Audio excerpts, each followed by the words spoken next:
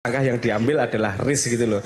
Problemnya kalau pemimpinnya tidak paham bahwa langkah itu mengandung sebab akibat, jadinya yo neng kono apik dinggo wae, neng kono apik dinggo wae. Enggak dihitung sebab akibatnya.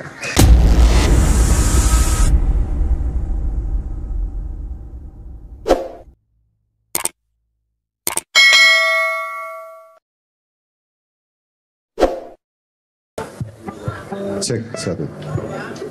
Mas Abram, kembali ke tadi di awal jenengan bilang tentang teori konspirasi itu.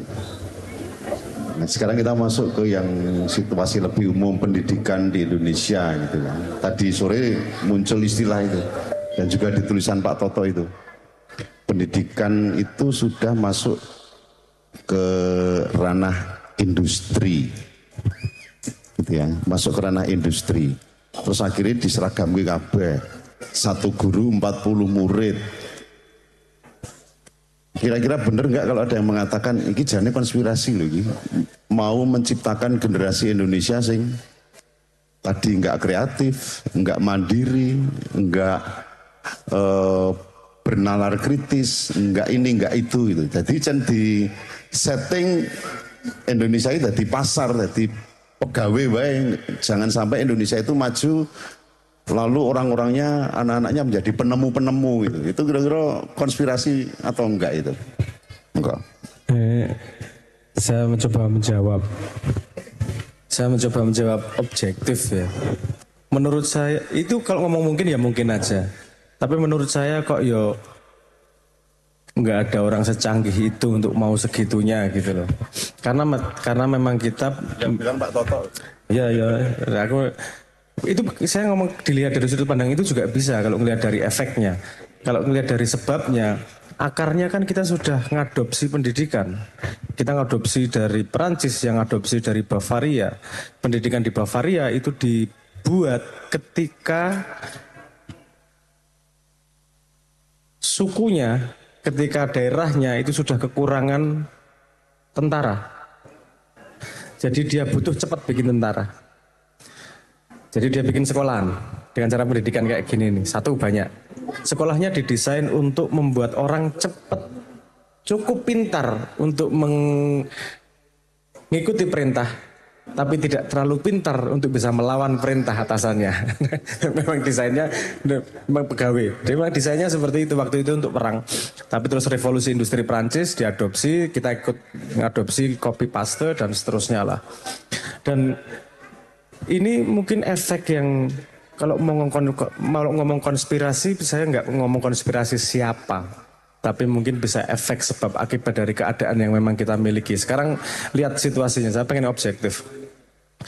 Dengan sedikitnya orang pinter, gimana bisa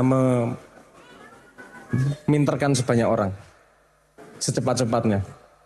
Itu aja kurang cepat sampai didorong impres, bikin sekolah sebanyak mungkin. Metodenya tidak akurat.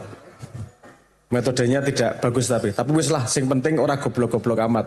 Padahal setengah pinter itu lebih berbahaya daripada goblok. Ya goblok manut setengah pinter ini sok pinter soalnya. Semua seperti kita lihat sendirilah, kebanyakan di sosmed kan semua dibantah. Ono wong ahli ngomong apa dibantah, ngomong ahli apa dibantah. Padahal kita kalau datang ke dokter divonis nggak berani bantah ya. Jenengan kena malaria. Oh, saya tidak setuju, Dok. Kata Google ora wani ngono ki. Tapi kalau di sosmed yang lainnya semua ahli dibantah semuanya. Gusmus dibantah urusan agama kan itu ya setengah pinter itu agak bahaya itu karena kita tidak tahu keterbatasan dirinya. Ini tidak ideal, saya setuju. Kalau komersialisasi itu karena bersambungan, karena tidak cukupnya mendidik 300 juta masyarakat Indonesia secara cepat dan merata. Tentu banyak ruang kosong. Ketika ada ruang kosong, masuklah private sector. Ketika ada private sector adalah persaingan kualitas. Persaingan kualitas akhirnya meningkatkan kualitas, ngambil duit banyak dengan alasan itu. Terus kemudian berlomba-lomba menaikkan kualitas harapannya. Walaupun kemudian lomba-lombanya kan ngambil sebanyak mungkin siswa. Gak peduli sekarang ya. Saya nggak berani ngomong nggak peduli ding, ya peduli tapi nggak primer lah gitu. Walaupun sebenarnya konsep independensi pendidikan itu sejak zaman Romawi sudah difikirkan. Itu dengan konsep yang diberikan oleh yang namanya Marcus Aurelius. Dia membuat konsep yang namanya endowment. Endowment itu dana abadi. Dana abadi itu harus disertakan dengan institusi pendidikan. Kenapa? Agar pendidikannya gratis dan tidak bisa terpengaruh oleh ekonomi maupun oleh kekuasaan. Dia independen. Sekarang yang endowment terbesar Indonesia kayaknya UI kayaknya deh. Nggak sebesar Harvard. Harvard itu nggak ada negara sudah ada. Mereka bisa berdiri sendiri karena punya endowment, konsepnya itu.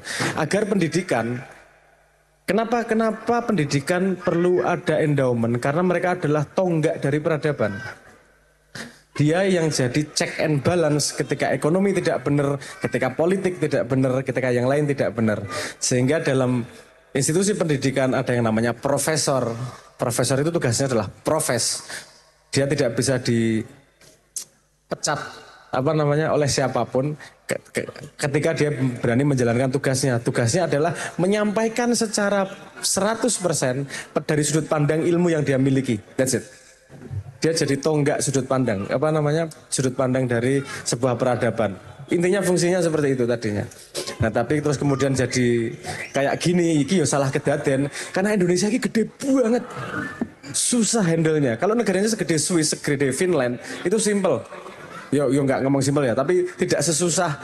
Ya Allah, ini pulaunya kita tuh 17.000, gapnya lebarnya kayak gitu dari desa ke kota.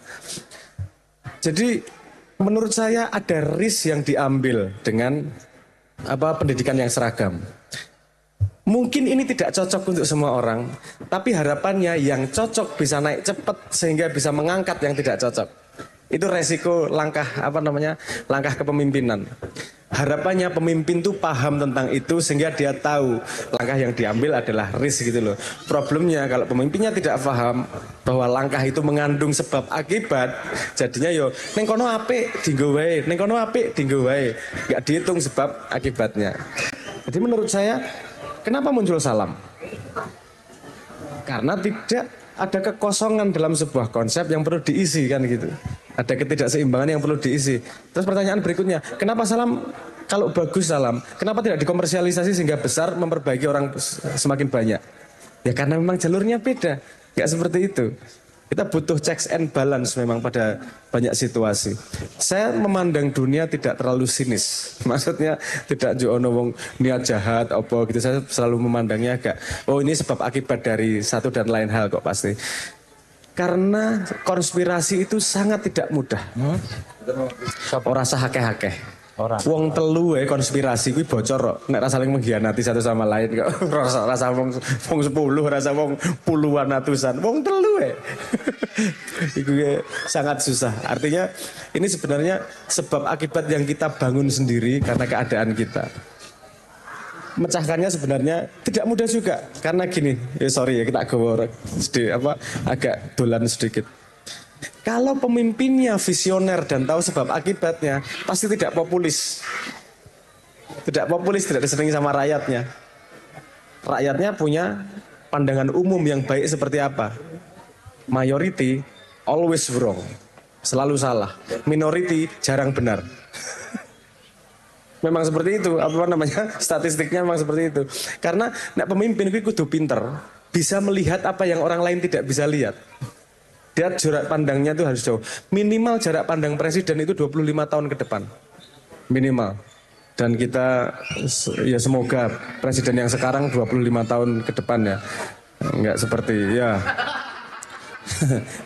Ya kalau 25 tahun yang ke depan itu nanti susahnya sama rakyat sendiri bikin keputusan yang konsiderannya 30 tahun 25 tahun pasti nggak populer sekarang.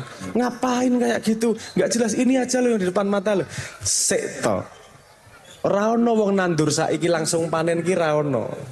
Nah tapi itu tidak bisa hanya dengan kepercayaan. Mbok kue cerita Kalau kamu punya proyeksi 25 tahun ke depan seperti apa, ngomong, karena dari masyarakat itu tidak semua bodoh. Ada yang paham juga dengan konsep itu sehingga bisa bercerita sama yang tidak paham gitu. Sorry, aku malah melebar ke politik, kepemimpinan dan apa namanya tata kelola negara gitu. Tapi intinya tadi balik lagi ke apa namanya ke pendidikan. Kalau konspirasi bukan tentang Indonesia menurut saya, konspirasi dunia. Karena pendidikan Indonesia ini hampir sama pendidikan dunia. Nggak beda-beda jauh amat. Ya ngono-ngono wae. Kita mau kayak Finland menggratiskan, yo ide bagus tapi yo sederhana lah. Ini misalnya gratis. Anda pernah ikut seminar gratis sama seminar berbayar? Pernah lihat? Lihat bedanya enggak? Kalau seminar berbayar, berangkat bawa buku, pegang pulpen. Nyateti, bayar rek, eman-eman dite. Kalau gratis, ditinggal udutan. Orang bayar, apa-apa, ming dolan wae kok gitu. Ada bias-bias seperti itu juga. Mohon maaf, tidak mudah menghadapi masyarakat Indonesia yang sangat majemuk dan range-nya sangat lebar gitulah. Tapi nanti akan menemukan klaster yang cocok. Seperti yang kumpul di apa namanya Salam ini adalah orang-orang yang sevisi, sepemahaman saya, punya keresahan yang mirip-mirip sehingga ada tempat untuk berkumpul dan mencoba menjawab keresahan itu. Ya, seperti kenyataan dunia, survival of the fittest. Semua orang punya tendensinya kita lihat siapa yang paling bertahan di masa depan, gitu aja. Nah aku sih pede. Arek-arek gini bertahan di masa depan sudah tertarik apa? Amin. Terlatih. Amin. Terima kasih. Oke, Pak Kemak.